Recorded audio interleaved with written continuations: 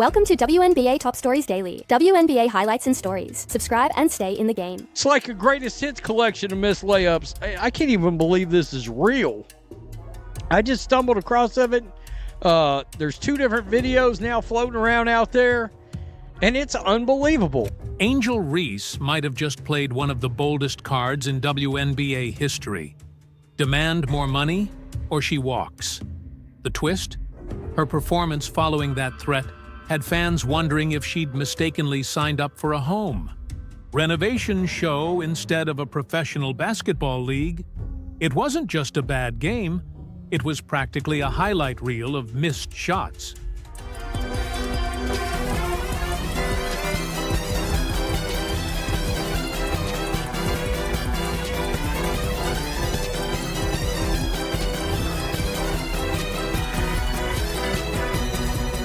After going public on her podcast with a demand for superstar pay, Reese hit the court and delivered a 5 for 13 showing in her next highly anticipated game. Sound bad? One of those shots didn't just miss. It smacked the bottom of the backboard like it had other plans. Terrible timing for someone trying to prove a point, but comedy fans got a treat.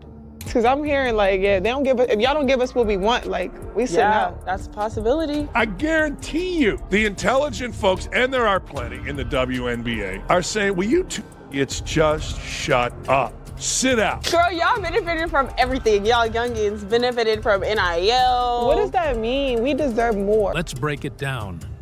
Ever wondered what it'd look like if a WNBA player tried to hold the league hostage over salary? Angel Reese just gave us the playbook, and it's straight up hilarious. On her podcast, unapologetically, Angel, though accidentally hilarious might fit better, she and co-host Dijonai Carrington laid out one of the most dramatic pay demands ever. She didn't just want more money. She basically said, no money, no minutes. I love how y'all have selective hearing. I said I'm hearing if they don't give us what we want, we sitting out. And that's the truth. Good. This is the same person that literally said she didn't know what her WNBA salary was and that it didn't even cover her rent. You heard that right. Angel Reese, who hasn't exactly cemented herself as a WNBA elite, believes she can shake the league to its core. But here's the irony. When you're asking for a raise, the worst follow-up is a terrible game. And that's what she gave. While Reese played the diva role, Caitlin Clark delivered like a true star, racking up record ratings, selling out arenas, and, most importantly, making her shots. Reese, she turned simple layups into comedy reels. So, is the league trembling at her boycott threat, or just laughing along with everyone else? My expectation is to be one of the best players in the world one day. I wouldn't expect anything less than that. More history for the Fever rookie. At this point, continue to be myself, and I think a lot of good will come from that. The moment Reese stepped onto the floor after her boycott bombshell, it was like the basketball gods decided to roast her. If you're going to ask for superstar money, your game better be on that level too. But her performance that night? It felt more like a how not to guide on finishing around the rim than anything remotely professional. Gets to Sykes, lofts it up. Reese on the cleanup. Power dribble to separate. In a showdown against Aaliyah Boston's Vinyl Basketball Club during an unrivaled league game, Reese had the perfect chance to justify her salary demands. Instead, she gave fans a masterclass in missed layups. Wide open. Looks, easy finishes, and close-range shots that didn't just miss but violently ricocheted off the glass like her shot settings were glitched. It was the worst possible moment for a collapse. Just days after claiming her WNBA pay couldn't cover even one bill, viewers were joking. She might have gotten hit with an eviction notice mid-play. By the end, it seemed like her teammates stopped passing to her. maybe out of secondhand embarrassment. She just threatened the lockout. If y'all don't give us what we want, we sitting out. This is why sometimes you probably should have somebody look over a podcast. She's threatening to go on strike. I actually understand it's the way negotiations work in the CBA, not on a podcast. Let's rewind for a second. Reese's rookie contract pays her about $73,000 this year as part of a standard 4-year, $325,000 deal for WNBA newcomers. Yet she went viral on TikTok complaining her league salary doesn't even cover one bill. She casually revealed she pays $8,000 a month in rent. That's $96,000 a year, which overshoots her entire WNBA income. I just hope y'all know the WNBA don't pay my bills at all. I don't even think that pays one of my bills. Let me do the math real quick. They cover that.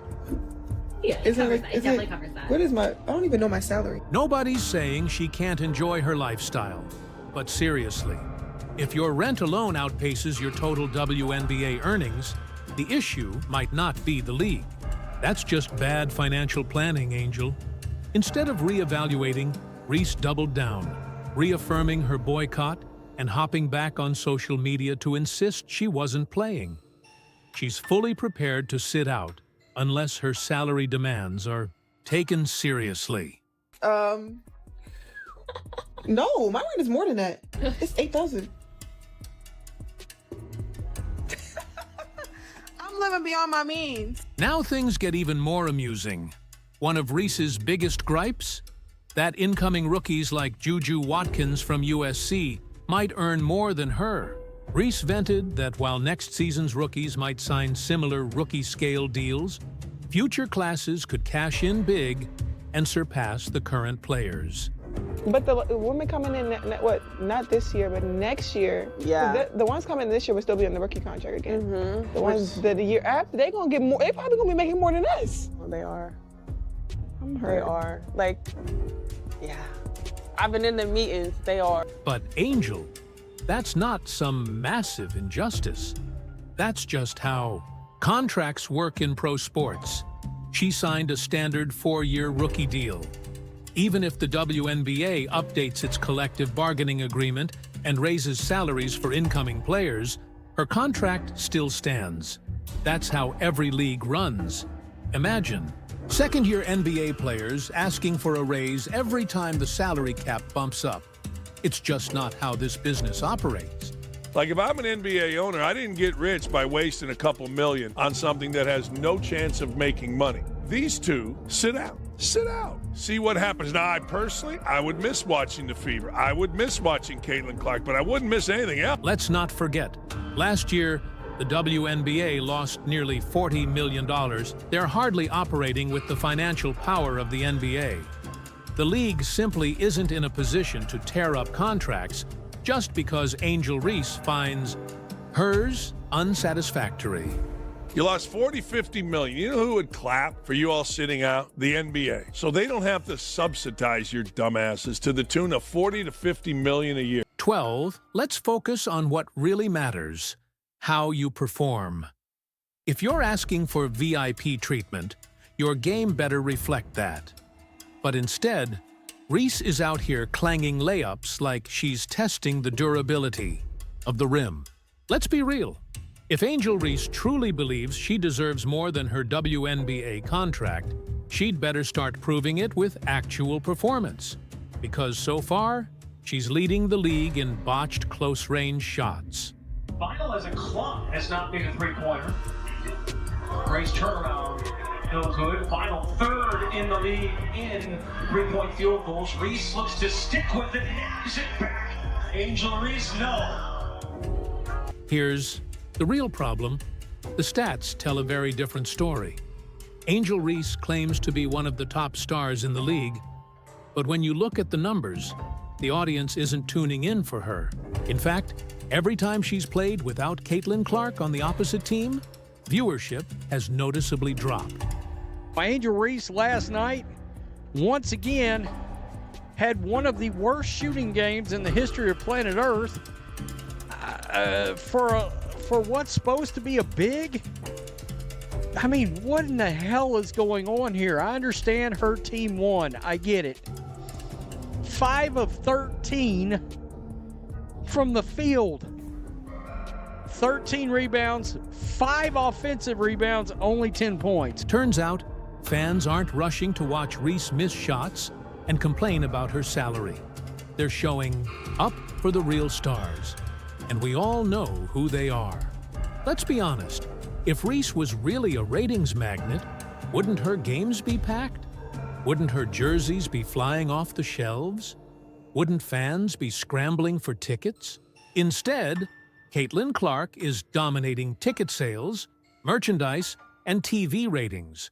While Reese continues to act like she's the WNBA's biggest draw, meanwhile, she's shooting 39% and botching layups that would frustrate even a junior coach.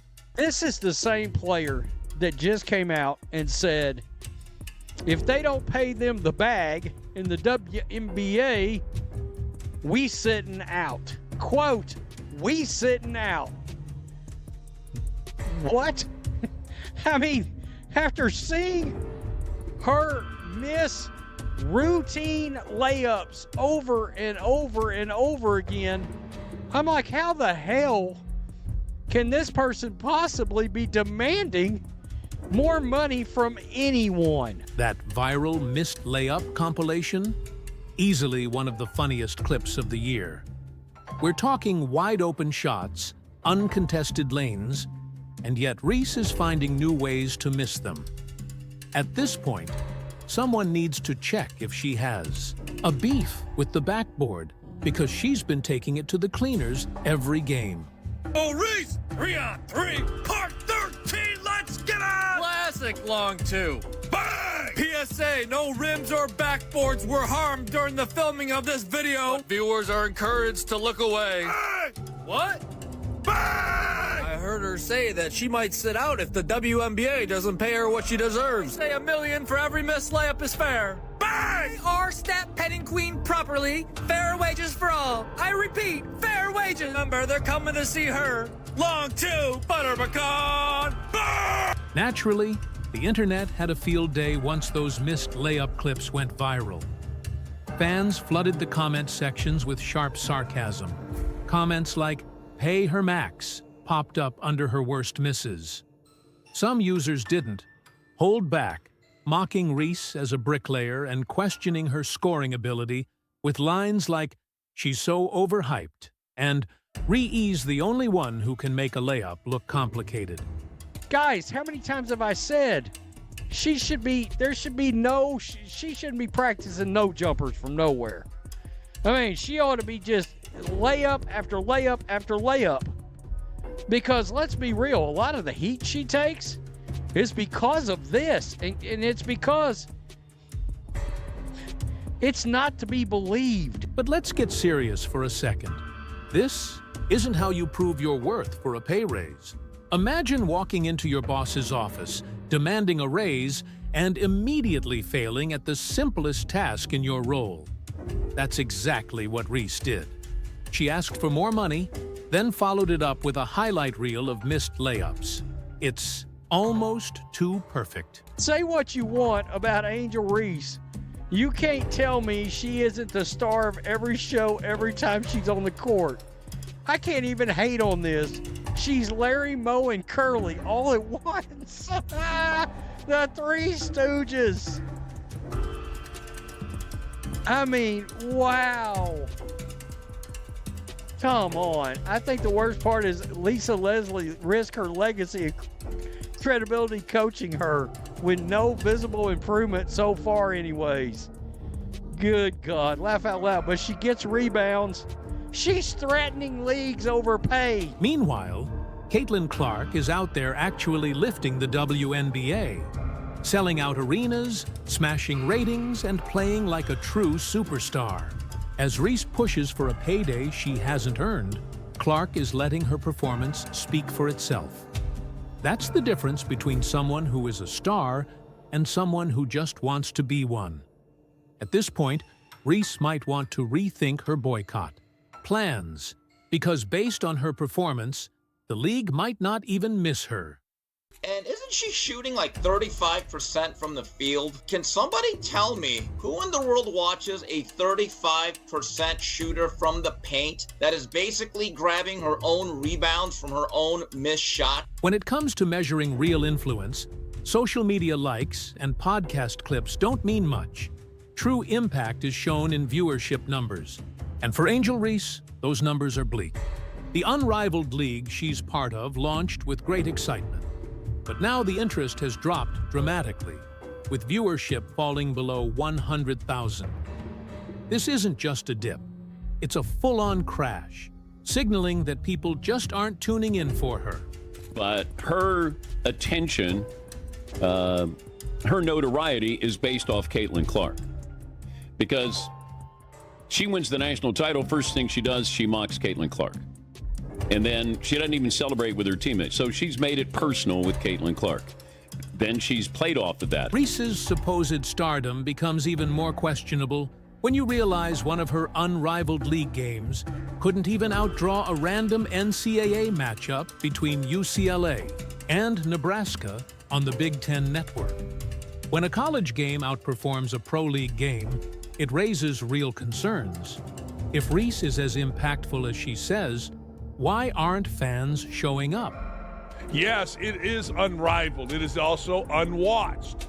Look, let's be honest. We can sugarcoat it all you want, but if you don't have Caitlin Clark playing women's basketball, or if you're not the NCAA tournament playing women's basketball, you got nothing. Zero, zip, nothing. This lack of excitement isn't just an unrivaled league problem. It mirrors what's happening in the WNBA.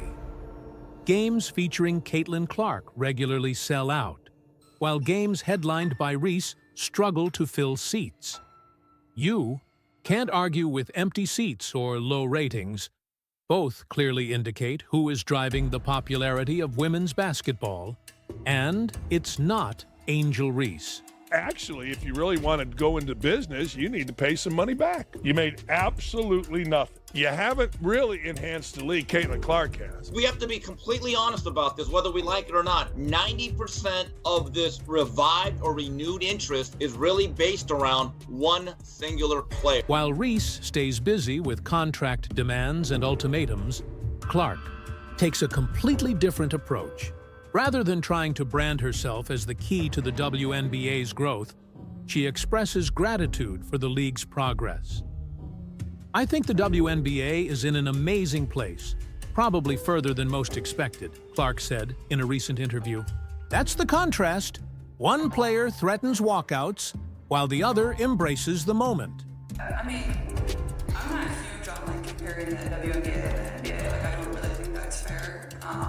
Obviously, I think where the WNBA is right now is pretty incredible. I think a lot of people, or most people, would not believe it's the place that it is right now. So I think when people always ask me this question, where I think it'll be in 5 years, is it's hard for me to answer because people didn't even think we'd be right here, right now. And I think really sky's the limit. I think when you see, our TV numbers when we're on, national television, we're averaging over 1 million viewers or whatever it is. The All-Star game, I think, was over 4 million viewers. It's just really great numbers. So the more opportunities we're given, I think the more it's going to shine and get better and better. I think also the talent level in college is continuing to get a lot better, and as those players come into the league, it's going to continue to improve. We're adding 2 new teams next year, and then probably another team year after that. Some more games. Yeah, more games, which I think will be good. It will lengthen the season a little bit more. Reese issues ultimatums while Clark focuses on improvement. Clark isn't chasing perks. She's using the off-season to work on her skills and prepare for her second year. She's focused on improving her game, not inflating her paycheck. It's a night and day mentality. One player expects more just for being talked about, while the other earns her value through consistent effort, results, and helping her team win. If I was funding this league, I'd say, all right, hold on. You got a golden goose. We all got one in Caitlin Clark. These people that are criticizing Caitlin Clark, these people that are hitting Caitlin Clark, these people that are talking as if they are as important as Caitlin Clark are hurting our opportunity. They're hurting the brand. So who's really pushing the boom in women's basketball? The answer is clear. Reese may think she's driving ratings, but the stats tell a different story. Meanwhile, Clark is out here setting records for crowd sizes, leading TV ratings, and elevating the league. This isn't hype, it's reality. Caitlin Clark, not Angel Reese, is the true engine behind the sport's growth. Across all major metrics, attendance, viewership, merchandise, Clark is in a league of her own, while Reese continues to overestimate her importance. I will continue to use my voice to speak for what we want and deserve as a league. Thank you. No, that's not what you did. You said me, I. They're going to get more than us. I deserve more, blah, blah, blah. Oh, the undeniable surge in women's basketball is backed by solid data. One player is making headlines for her salary demands, while the other is packing arenas and breaking viewership records. As one analyst bluntly put it, if I were an NBA exec, I'd be watching fever games. I'd be watching Caitlin Clark. The rest? Not so much. That sums it up. Clark's presence is overshadowing those who claim equal credit. The future of women's basketball isn't shaped by dramatic rants or boycott threats. It's built through real performance and a player whose actions speak louder than words. The contrast is clear. Real results versus inflated ego. Impact versus image. Fans have already made their choice, with their eyes, their tickets, and their purchases. The real question is, will Reese ever see the truth? Or will she keep buying into her own narrative while the rest of the world moves forward? Let us know your thoughts below. Like, subscribe, and hit the bell icon so you never miss an upload. Tap the video now, and we'll catch you in the next one. Welcome to WNBA Top Stories Daily. WNBA highlights and stories. Subscribe and stay in the game.